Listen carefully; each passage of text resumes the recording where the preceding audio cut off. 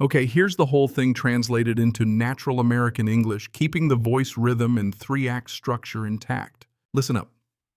Once an HOA security guy stood in front of my 20-ton truck like he was Captain America with a name tag. I had two thoughts at once. One, this guy's backbone must be made of delusion. Two, I hope he likes lawsuits. That's where the whole mess started.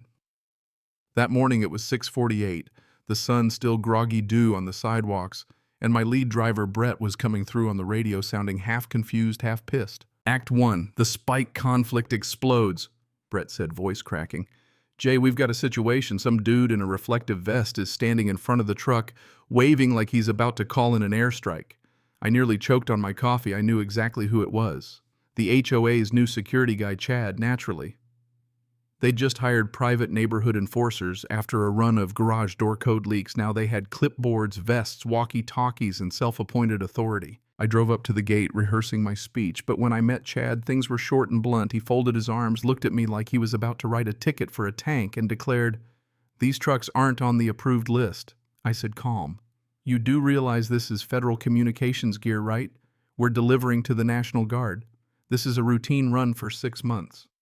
Chad didn't blink. Rules are rules. No entry without a residential delivery permit or HOA clearance. He pointed to a sign on the fence. No oversized vehicles without prior notice. Resolution 17.3B.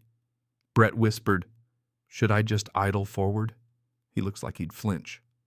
I raised a hand. "No, we're not running over HOA security." Instead, I called Karen, the HOA president, whose voice could grate like a whistling tea kettle and whose attitude was all condescension. Karen said, "If your drivers won't follow protocol, maybe you should deliver elsewhere. We can't have military-grade trucks intimidating residents." I took a breath. "Karen, you're blocking federal logistics. Do you understand what that legally means?" She snorted and hung up. Chad was taking photos of license plates with a disposable camera. I told him to delete them. That plate is registered to a protected comms crate. He smirked. "I'll send them to the board." I looked at the chain and padlock wrapped around the gate post. That's when I decided today would be the last time anyone from that HOA blocked one of my trucks. I called Sergeant Ramirez, my National Guard contact, and within minutes, her voice came over with military precision. "They chained the gate. They're blocking a truck." "Yes, understood. Stand by." While I waited, Chad got bolder. He went to the second truck, tapped the window and said, "You're not authorized to be here." The driver, Darnell, a real Army reservist, raised an eyebrow. "You think I'm impersonating myself?" Chad flushed but strutted back like he'd scored. Then we heard engines, a matte black SUV, rolled up tinted windows, government plates. Two men in suits, earpieces, stepped out.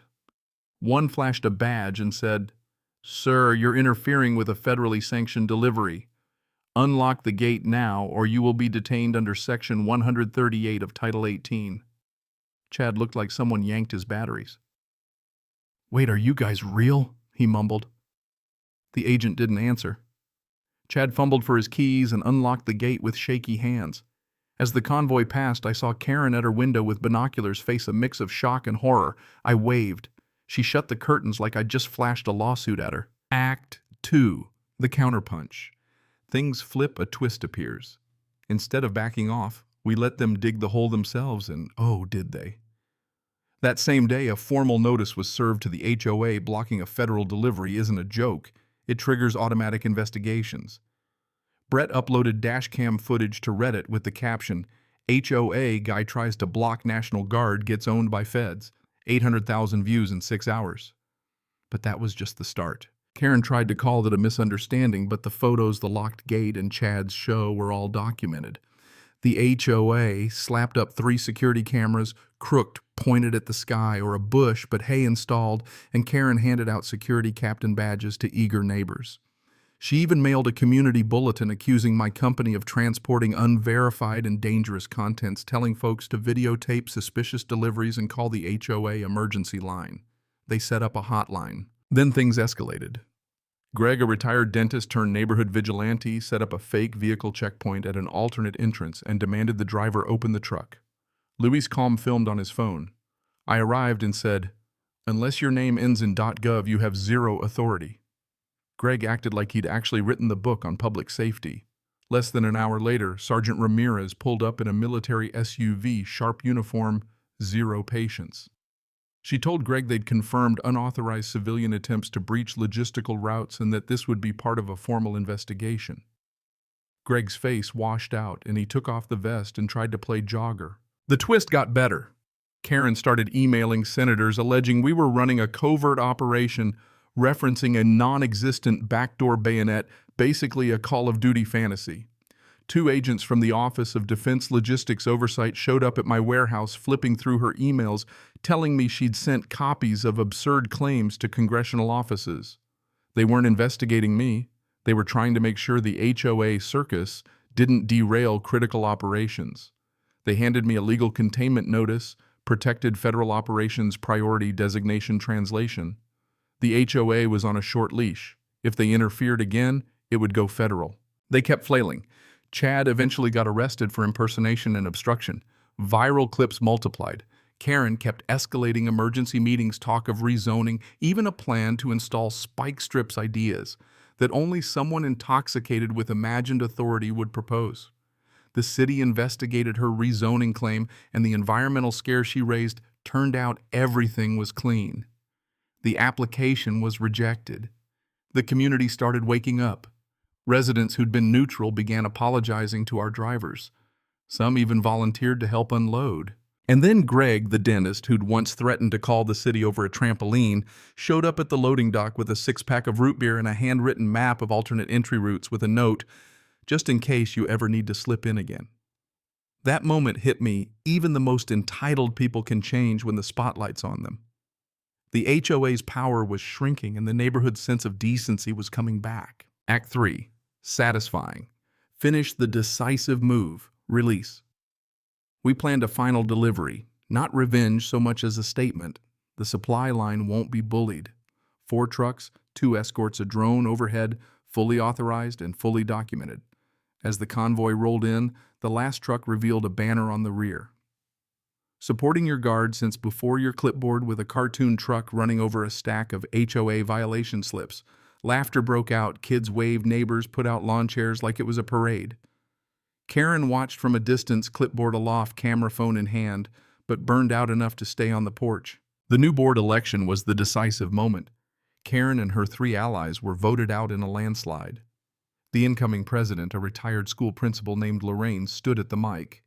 Our community deserves peace, not paranoia. The crowd erupted. Karen stormed out, clutching her clipboard like a defeated sword. Her car squealed off. Not glee at her downfall, the satisfaction was watching a community reclaim itself from petty authoritarianism. A gratitude plaque from the National Guard arrived. In recognition of your resilience, professionalism, and composure under unnecessary civilian interference. I hung it beside Karen's ridiculous letter, framed a perfect juxtaposition of absurdity and vindication. The work kept going. The trucks kept rolling. Life settled back to normal, but now with a stronger community. The lesson. The small, sharp realization. A quiet moment came later when Greg handed me that hand-drawn map with a 6-pack. He didn't say much. I realized something. Simple power isn't always about force. Sometimes it's about patience, documentation, and calling the right people. When small authorities abuse their power out of fear or ego, the remedy isn't always a bigger hammer. It's the community using truth, persistence, and the right channels to correct course. That's the real lesson, not a sermon, but a late, bitter, clarifying realization. Don't let a clipboard become a weapon. The payoff, justice served. When it was over, people didn't just say the truck driver won, they said the neighborhood won. Karen was out. Chad handled the new board, promised common sense. The banner still hung, the plaque still gleamed, and folks occasionally pointed and said, "You're the one who took down the HOA queen, right?" I'd grin, shrug, and say, "Nah, I just drive the truck." The clipboard did all the damage itself. Then I'd hop back in the cab, ready for the next delivery, knowing no gate, no chain, no HOA nonsense could stop the line again. A question to spark debate. So what do you think? Should justice be enforced top-down by authorities or bottom-up by community vigilance and accountability? When small-scale power is abused, what's the right mix of recourse so you don't end up relying only on the big guns? Where's the line between neighborhood safety and someone's self-appointed throne? Drop your thoughts, right, wrong, or messy, and tell us if you've ever had to stand up to a clipboard-wielding tyrant. Call to action. If this story made you laugh, mad, or nod, share your take below. Where did Karen go wrong? Have you ever seen clipboard power in your own neighborhood? Tell us your story. I read every comment, and who knows, your story might be the next reason someone else decides to stand up for what's right.